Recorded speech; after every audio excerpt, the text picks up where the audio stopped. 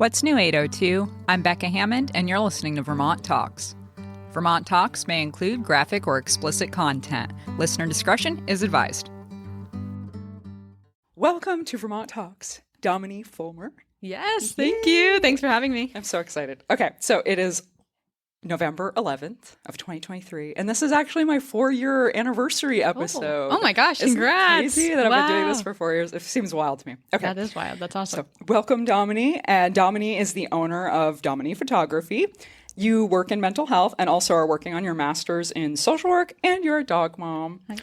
So first things first, where are you studying for your master's? So I'm doing my master's online through Simmons, and Simmons is in Boston.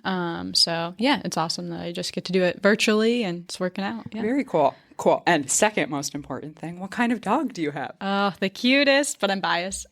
He's a mix. He's mainly blue heeler, but he's like a little bit bigger / taller than like your average blue heeler and a lot less athletic. But he's sweet. Yeah. I grew up, I had a blue heeler growing up. Does your dog get very squeaky when he gets excited, or she? He does. Yeah, his name is Memphis. And he kind of gets squeaky, but more so he barks a lot in the evening. He is so loungy in the morning. Like I'm up and going and he's still laying around. And then in the evening he gets crazy when I'm trying to relax, but it is what it is. He's a night owl, apparently. Yeah. Oh, that's so funny. Yeah, they're very vocal dogs. That's what yes, I remember the most about that dog is, oh my God, he would get so loud. Aww. So good, though. Such wonderful personalities. Okay, cool. So we're here to talk about your business. So how long have you been working at Damini Photography? Oh my gosh. Well, I have only been doing this for about a year. And it just, I've only been doing this for about a year, and it just feels kind of wild because it's becoming more real and real, but also I'm having a little bit of imposter syndrome. I'm like, oh my gosh, this is like my business, and yeah, so that's how long it's been going. Yeah. Very cool. So I'm just guessing, that you've been taking pictures for longer than a year, and you decided to make a business out of it. Yeah, I sort of was taking photos. This is kind of a cliche story and probably very classic for most photographers, but I picked up my parents' camera here and there growing up, kind of picked it up, put it down, but never really stuck. And then after college, so I'm like, 3 years out of college now, which is also weird. But a little bit after college, I was in my first apartment with my still current boyfriend, and I was working in mental health as I was, and I was like, I need a hobby. I need something outside of this, just as like a hobby, basically. Right, like a creative outlet. Yeah, a creative outlet. Yes. And then I still had the camera that my dad gave me, picked it up, and it finally kind of stuck. I was really nervous about it, but then yes, ultimately just kind of turned it into this little business. It's very cool. Photography is such an interesting thing because like point and shoot, you get that love for taking pictures with a point and shoot, like really easy. And then you get into the massive amount of settings, and like there's a lot to professional photography, and editing is this massive amount of work. There's a lot to it. Like it's easy to like, oh yeah, I just pull out my phone and take a picture, but it's, to take a very good picture, there's a lot to that. So mad respect to you for putting in that effort. I've dabbled, but I always get totally frustrated when it comes to editing. There's just too much going on and I get bored. I just want to point and shoot and then be happy and then be done with it. Yeah, it's definitely such a process, and I have absolutely like drowned myself in all the information possible, and just tried to like really dive into it in the past year. And so it's been a big learning curve on multiple different levels, like building relationships, learning the editing, learning the camera in general. That was the first step, of course, kind of building my own website, all of that. So many steps, but I'm really loving it. And it can be very tedious and long and a process, but it's going well. That's good. That's great. Yeah. So what was the first thing that you said, I think I could make a business out of this? When was that moment when you were taking pictures where you said, oh, maybe I could do more than just take pictures? That's a great question. Well, kind of touching on like how I began with this too. I picked up the camera, as I said, in the apartment, and I was too nervous to even like walk out my front door with my camera. I was like, oh my gosh, I can't do this. But we had our dog Memphis, and then I was like, well, he's a moving subject. I'll just bring him outside and like practice with my camera. And I think I did that enough where I was like, oh wait, I really, really love this. And then that's when I really started to like I said, drown myself in all the information of like research and TikToks and seeing other people's pages. And I've had past like friends and people in my life that have photography businesses. And I was like, oh yeah, that's also a thing. And I could do that. And one evening I literally just like went on my computer and, made my little Pixie set website. And it was probably like terrible then, but, yeah, that's how we got started. And I don't know if there was one moment really, I guess is what I'm getting at. But I just kind of put some thought into it and was like, well, I'll just give this a shot and see where it goes. And it stuck, yeah. Right. And moving pictures there's such an interesting, like every field has all of these branches off of it. And photography in particular, like if you specialize in taking like headshots and you're someone who takes high school graduation photos, it's so different than someone who does like sports photography or taking pictures at concerts. Like just the change in the settings, the lighting, like you can't move as much when you have it set to like a lower, the time if it's going to have the shutter open for longer, which there's so much to that like learning one thing and really getting into it and okay, I can actually take a good picture at, dog's Mach speed. Yes. Like that's such a nice feeling to actually feel like you've accomplished something and also decide, hey, I can share this with other people need their pictures taken because man, a lot of people can point and shoot, but a lot of people can't point and shoot well. So there's a lot of people who can benefit from good photography businesses. And because there's so many different pieces and parts and different positions you can be in, you can really market yourself to whatever your passion is. Yeah. So do you have a specific like genre or favorite subject or what would you be the most happy to take a picture of? I love this question. So I have done a few weddings, and a few of those I've like second shot for. So I've been like the second photographer. And I've really started to love that. I also am still learning it just because that is such a big undertaking. Like it's somebody's whole wedding day. So I'm kind of learning, what aspects of weddings that I like still, whether it's kind of small, medium, whatever that means, or bigger weddings, which I think I'm kind of going towards smaller weddings, and the style within that. So with weddings, I'm still learning it. I do really love it. I'm also really expanding, like currently in boudoir work. Oh, cool. And so I've just done a few sessions. I've just done a few sessions in a studio, so I rented it out, and it's actually a studio space off Salon, Vermont in Williston. Cool. And they had this space before like COVID, and they were renting it more, and then I think put a pause to it, and then kind of got it back up and going. So if you're a photographer and you need studio space, it's a great resource. Anyways, so that was an awesome place just to kind of get the boudoir work started. And I know that will mesh really well with weddings, as like a lot of brides like to do bridal boudoir. So that's really exciting me.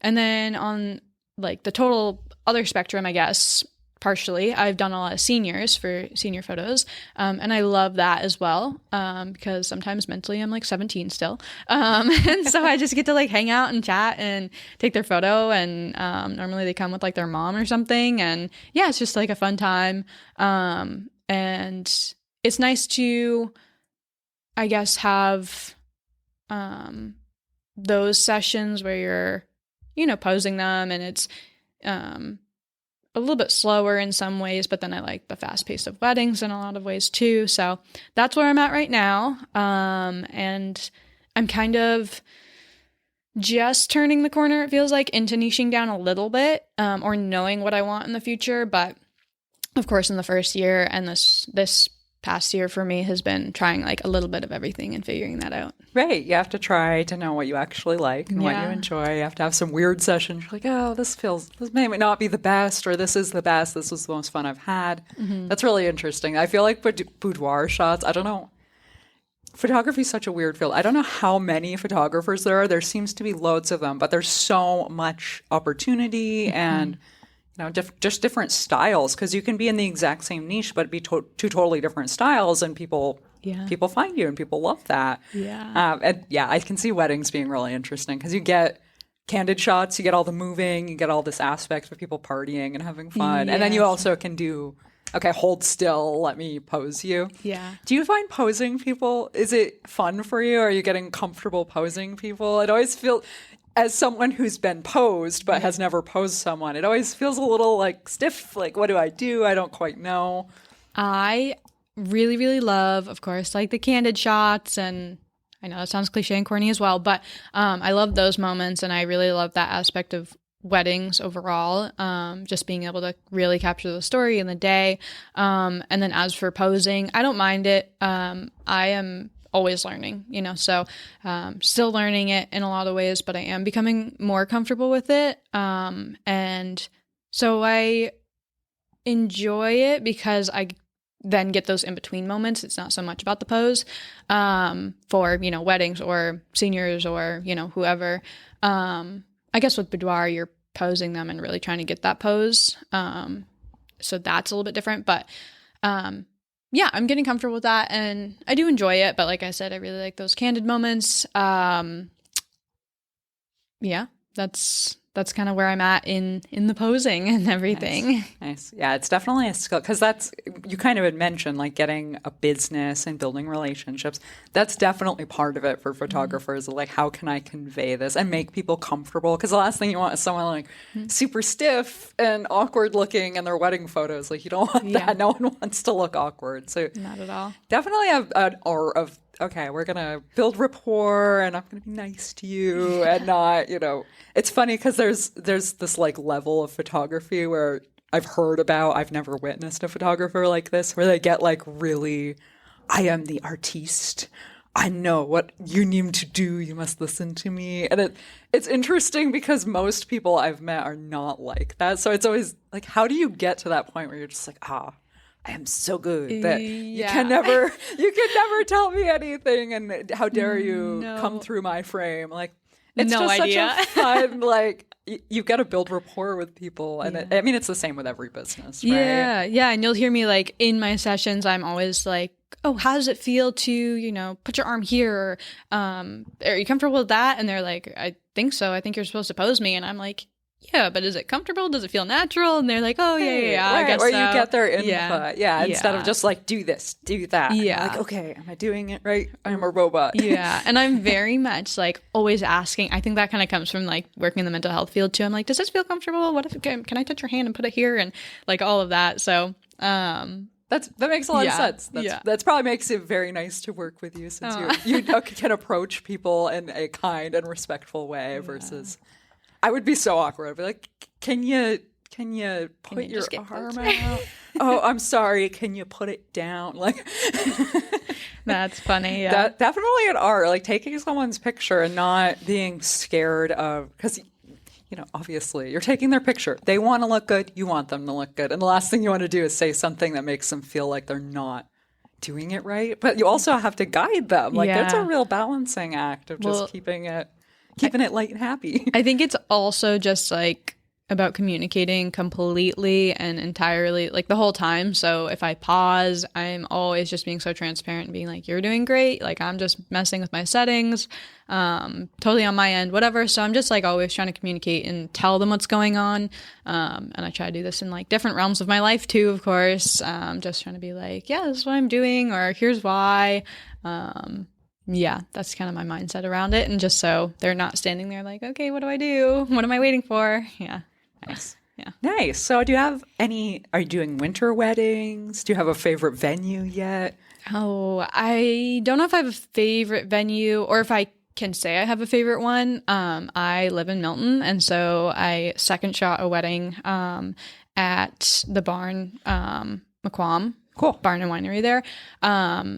And so that was really fun and beautiful, and it was like really close to my house. So at the end of the night, I just had a quick drive home. So maybe that's why that was my favorite. But yeah, I don't hard know to if I have pick. a favorite. Right. Yeah, It's hard I to don't know if pick I have a something favorite. the most beautiful. It's just kind of a vibe thing because everything's so Yeah. beautiful here.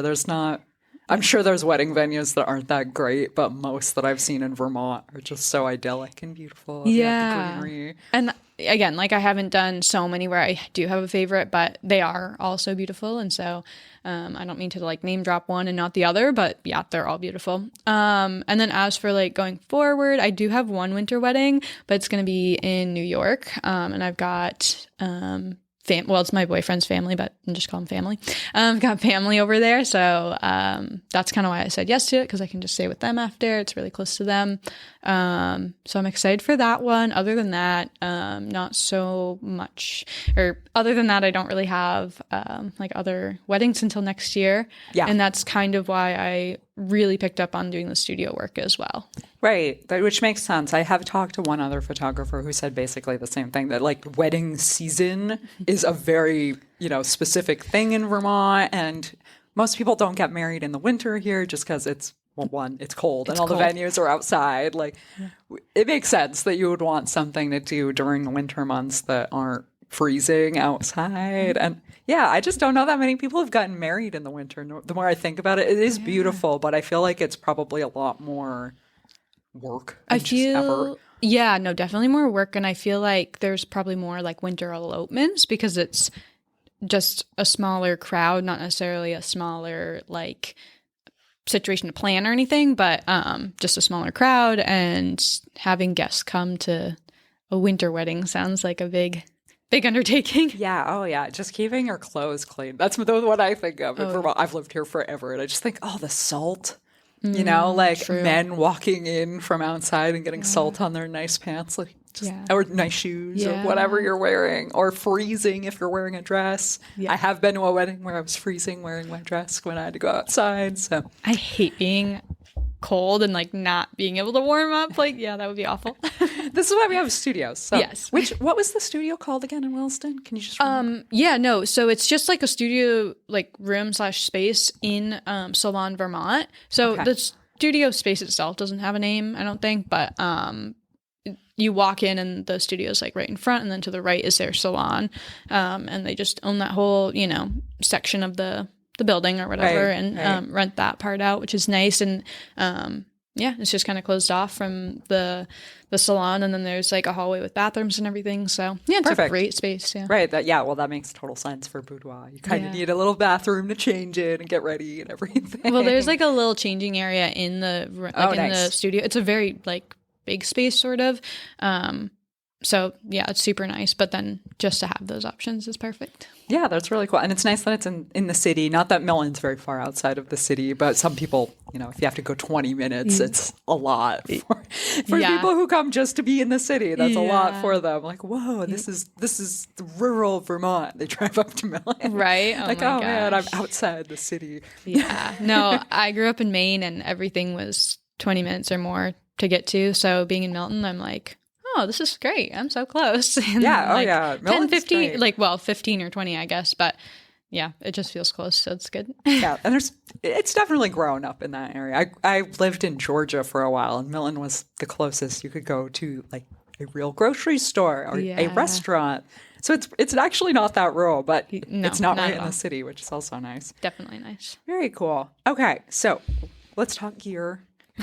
What kind of gear do you have currently? Currently, I my main body is the R6, and then my second is the Canon R6 and Canon RP, and then I'm just working with my 85, 35, and 50 millimeter, and then I think they're all 1.8. Yep. And the 85 and 50 are like the older EF mounts. So I have like the adapter and everything. The 35 is just the R or RF mount. Are those all mirror? Mirrorless, yeah. Oh, cool. They're both mirrorless. So much lighter. Yeah. I'm really happy that technology is coming into itself because it's so much lighter and they're very slick. Yes, absolutely. And I love the quality and everything, and it just feels like a really good start. Cool. So when you go to shoot a wedding or any other event, really, do you bring both bodies with you, or are you strapped? I bring both. I bring like all my gear, but I'll normally just have like my R6 in my hand for most of it. Yep. And then I'll have like my second body with me. But I haven't really had both like on me at the same time, just because I don't know, actually. I think just because I'm starting, and I've been like the second shooter more than like having my own weddings, and so I'm not feeling like I need to like go back and forth like crazy or anything. Right. So yeah, I mean, I'll definitely like have both, and then probably be, strapped on with both going forward. But yeah, that's just kind of my routine so far. Yeah, lots of stuff to carry with you. Do you bring a tripod when you go out, or are you always shooting by hand? I'm always shooting by hand. I have like my little tripod in my car normally. But yeah, I just don't really put my camera on the tripod for anything. Right. Yeah. Right. Well, a lot of times depends what you're shooting, right? If you're shooting something like a soccer match where it's like you're looking at this one area. Oh, yeah. It makes more sense. But I Yeah. feel like if you're doing candids and you're just kind of positioning people and getting the right shot at the moment, you kind of don't need the tripod. Tripods are such an interesting topic with photographers, because some photographers are like, always bring your tripod, like just always have it with you, and other people are like, I literally never use a tripod. I never use it. Yeah, because I want it to be like my camera to be accessible and to be like at the angles that I need, and not on a tripod. Right. It's just too much work. Like you have to move it around and everything, or take it off the tripod. Yeah. Just adds an extra layer of complication for what you're doing. It makes total sense. Absolutely. If you're shooting like shots of the lake, yeah, with like high exposure, like really, really long camera shutter speed. Why can't I think of what that term is? What is aperture? Yeah, aperture. Yeah, right. yeah. Like, yeah. Like that. It makes sense, but for shooting people, probably makes less sense. Gotcha. Yeah. Yeah. Very cool. Okay. So where are you originally from? Yeah. So, really originally I was born in India, and then I was adopted as a baby. But I grew up in Maine. So I grew up in like central Maine. If you know Maine, I say like outside of Augusta. And if you don't know Maine, I'm an hour north of Portland. Because people will sometimes be like, oh yeah, I totally know. And others are like, huh? And then I say Portland, and they're like, okay, yeah, sure. So yeah, that's where I grew up, where I'm from. And then I went to school in Rhode Island originally, like college, and then I didn't love it so much, so then I transferred and ended up at UVM. Cool. Yeah, and so that's why I'm here in Vermont. But I, again, transferred, and then I went abroad, and then I came back, and then there was COVID, and I was stuck in my apartment, so yeah, then I was like, well, I feel like I haven't really been here. Why not stick around? And my boyfriend is from Vermont originally, like his whole family is, but he also grew up in Maine, like right near me. Yep. So yeah, well, 30 minutes away, probably 30, 45. So right near me. Close enough. Yeah, close enough.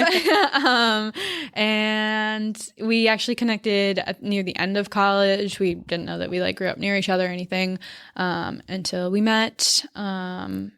But then we had the connection to Vermont and decided to find an apartment and stay. And then we got Memphis, and then we were like, well, we need more space because we are like spilling out of this tiny little apartment, and rent is too high in Burlington. Yeah. So yeah. Yeah, we really kinda cool. moved out. That's great. Glad you're here. Thank you. And welcome. Thank you. We got a lot of transplants in Vermont, but it's we're all very inclusive. Like, we're happy to have people move here. It's good for us. It's good for everyone who wants to come here. Right. Vermont's a nice place. Like, we tend to be pretty down to earth and low key, and just it's funny. I met someone from New York recently who talked so fast, and I tend to talk faster than a lot of Vermonters. I was like, whoa. You guys go at like Mach 1, and we're just kind of chilling in Vermont. That's so funny. I think when I'm nervous, I talk fast, which probably sounds pretty average or normal. But other than that, I don't actually know. I don't think I've paid attention to how fast I talk, or if I talk any certain way. Now I'm like in my head about it. I'm sorry. And now you're going to be listening to the podcast like, oh no, am I going too fast? No. You're going at a great speed. It's just always interesting, the people who've moved here, like certain people from like Connecticut. Yeah. They go fast, a lot of people. There's just a certain speed, and then they come to Burlington, and we're almost rural, but not quite. Yeah. Like, it's enough of a city that it's Vermont's one city. That's so funny. Yeah, it's definitely funny. That's so, cool. Well, so many differences, even though we're like so close, sort of, I know. Yeah, well, there's this whole New England vibe, which we fit into the New England vibe. It's just funny because parts of New England are so busy. Like, that's it. They're so close to the cities that they're just very, very busy. They get a lot done really quickly. Yeah. Like, whoa, slow down. Grab a breath. And we're also just happy to meet people. I think that's one of the other things. Like, I walk around saying hello to people. Yeah. Do people say hello to each other on the street in Augusta, Maine? I guess. I mean, I feel like Maine is also very, very like warm and welcoming and kind. I'm not really walking around the streets of Augusta too much. But fair enough. But yeah, people are always really friendly, I feel like. And yeah, similar to Vermont, I also love like my neighborhood that I'm in right now. It kind of is a representation of both places. Like, we're always waving and talking, and it's just nice to be in that environment. So yeah, it's nice when your neighbors are decent people. And it feels like home, like Maine too. So yeah. Yeah. Oh yeah, we definitely get a lot of Maine's funny because it's just so much bigger. Mm-hmm. But it feels the same. And it's funny because I feel this dip when I go in New Hampshire. I'm like, the trees are different. But when you get into Maine, it's like the trees are not all just pine trees in Maine, where I feel like everything in New Hampshire is some sort of fir tree. Like, I can tell the difference. It's like, oh, this is really rocky and fir trees. Yeah. And then you get back into Maine, especially northern Maine, and I'm like, the trees are bigger, but it feels like Vermont. That's so funny. It's so true. I love that drive across, too, from, here to home or back and forth, whatever. Right across the mountains. It's beautiful. And yeah. Yeah, and there's so much just green space, too. You get some billboards, but it's not bad. Like, it's definitely not as bad as it could be if you're down a little further south in some of the bigger areas. Yeah. Well, it's funny you mentioned the greens, too, because, like, relating to photography, that is, like, one of my biggest challenges, and probably most photographers' challenges, is editing, like, the greens. And being in Vermont, it's like green, versus maybe Maine or just somewhere else where you're probably around other bodies of water more. Or, like, you can go to the ocean, and around here I'm like, okay, I've got to, go to this field and make sure my greens are right. Right. Oh, yeah. That's got to be interesting with editing. I never really thought about that because it's all green. There's not really, at least in the summertime, or you get green or you get gray, like that white gray kind of wintry, everything's sort of dead. Yeah. Half the year you get that. You get this little blip of bright orange color, but for the most part it's green, gray. And how do you balance that? Is that hard? Do you have to do like white balancing? Yeah. More like in my experience, so far, it's really just about kind of maneuvering that in the like post-processing. Of course, there's all the in-camera settings to, manage your white balance and all of that. But then it's kind of that after post-processing where I'm like, okay, gotta kind of make sure it's not like totally different from like my other stuff and make it representative and all of that. It's definitely interesting to think about because I've seen, and I'm not knocking anyone's style. I want to say this. I'm not knocking anyone's style. If you love the like overly fluorescent kind of brightness, which I think a lot of smartphones have really gotten to this point where they're kind of like overdoing some saturation on colors. I've noticed it in Vermont, specifically when you mentioned that. This is all ringing bells in my head. The greens can look like fake, like super bright to the point of this looks like almost like when you watch Technicolor films, like old school. What is it called? Why is this not coming to me? The Yellow Brick Road. Wizard of Oz? Wizard of Oz. Oh, yes, when everything yes. gets colorized and you're like, this looks so fake. Oh, gotcha. Like everything's just like weirdly fake. Almost like being in Disney World and all of the plants are fake. Oh, like, yeah. Something looks a little off. That's interesting because that's a skill, I think, for especially in this area, if you can keep your greens looking like they actually do versus... We're now in fairyland and everything's like this weird lime green color. Right. Well, I've definitely like had challenges with that. And I have like my moments where I'm looking on my Instagram because that's like my kind of main portfolio right now. I've got my website and everything, but I'll just kind of be like on my Instagram and I'm like, oh my gosh, everything's too yellow. I hate everything. I have to delete this. I have to restart everything. And like, I just spiral. But, yeah, I get to that point and then I've got to like put my phone down and be like, okay, no, because I liked it. It was good. I posted it for a reason. Other people like it. I'm going to just like go do something else. And I come back. I'm like, okay, that's not terrible. So it's always like a back and forth challenge. But then like the next day I'll be like, oh, this is great. Look at what I'm doing. Right. Oh, and there's so much to looking at something on a digital screen. With a printout, it's a little different. Looking on your phone, though, like late at night versus, oh, I'm out in daylight looking at my phone. Like, you can get totally different perspectives of that same exact picture just based on, oh, like my blue light filter was off. And now, because it was dark and I didn't even realize, and now it looks totally different to me in the morning. Yeah, there's a lot to be said about keeping your whole... Because social media obviously drives like half the world now, and especially for photography, that's, I'm sure, the first thing everyone goes and does. Like, oh, you're a photographer, let me look at your portfolio. Yeah. They go to Instagram and scroll through, and well, it's not like, it's obviously not the most high quality images, because I'm pretty sure they smush them. I think they truncate the image data. Yeah, it definitely kind of messes it up a little bit, which sucks, but it is what it is. And like, I think Instagram too is a great like quote portfolio. Maybe I shouldn't even say quote, but a great portfolio. But then also, people go to it to be like, oh, who is this photographer too? Because you're on there, right? And it's like an impression of a style, like, and your whole. Yeah. It's interesting to think because I'm not a social media guru. I've been slowly learning this stuff over the years, but one photo versus how the photo looks on your page, like you get this whole impression of a person based on just seeing 20 images really quickly. Yeah. Versus, oh, I'm going to look at every single individual image, because people are just, no one has the attention span to look through 20 images and be like, oh, I really appreciate each one.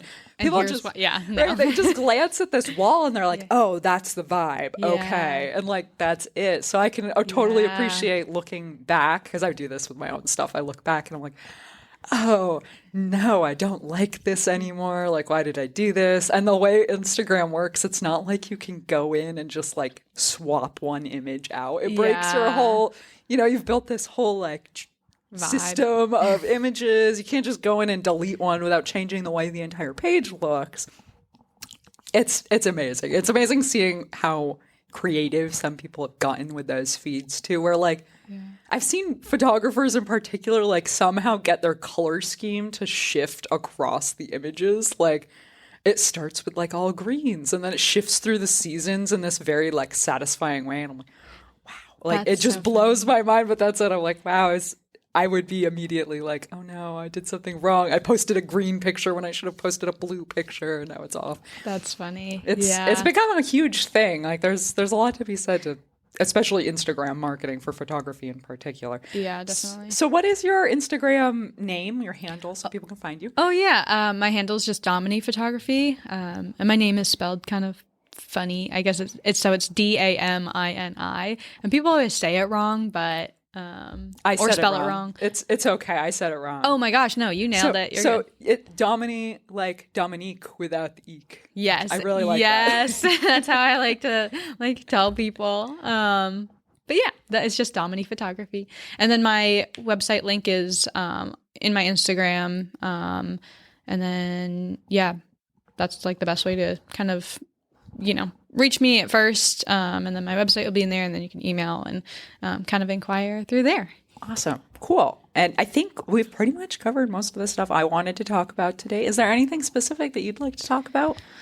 Oh my gosh, not that I can completely think of, but I just, thank you for having me on here. And you're very welcome. This has been a great conversation, I must say. I love talking about different hobbies and things. I love it. I'm probably going to like go into my car and be like, oh, I should have said this, or I fumbled on that, but I am so grateful to just kind of get my voice out there and connect with you and, just be a part of this. This is really exciting. Yeah, and hopefully people reach out to you after listening to the show. Yeah, that'd be awesome. And everything that you just mentioned, all of your links are going to be included on the show notes page. And if you remember something that you forgot to include, let me know. We'll include it on the show notes page. It's going to be at vermonttalks.com/39. And I think this is going to be posted on Tuesday or Monday, the 13th of this month. Beautiful. And awesome. Thank you so much, Damini, for coming on the show. I love being here. Thanks so much for listening to the end of the show. Subscribe to Vermont Talks on your favorite podcasting platform. You can find me on YouTube, Instagram, Facebook, all over the web. Contact Becca at vermonttalks.com if you'd like to be interviewed or if you know someone who should be. Thanks so much to Jason Baker for creating the show music. The views and opinions expressed by the guests are those of the individuals and do not necessarily reflect the official policy or position of Vermont Talks. Any content or statements provided by our guests are of their opinion and are not intended to malign any religion, ethnic group, club, organization, company, individual, anyone, or anything. And that's what was new in the 802. Have a great day.